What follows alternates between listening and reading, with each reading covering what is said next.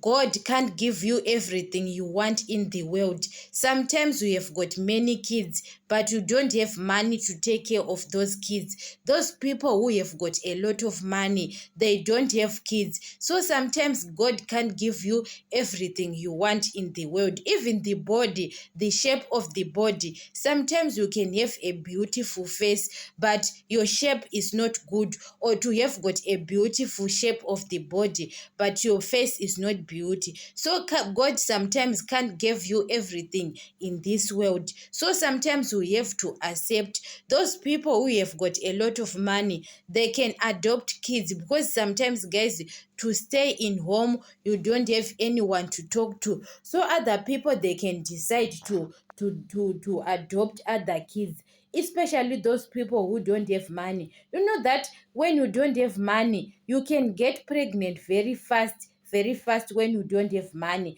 you can have many kids, but you don't know what are you going to give them, those kids. But what I saw, God can give you even the small to give those kids, but you don't have enough money in life. You are poor, you have got many kids. Those people who are rich, they are crying every day that God can give them kids, because you have got a husband, a marriage, you have got money, but the problem is kids.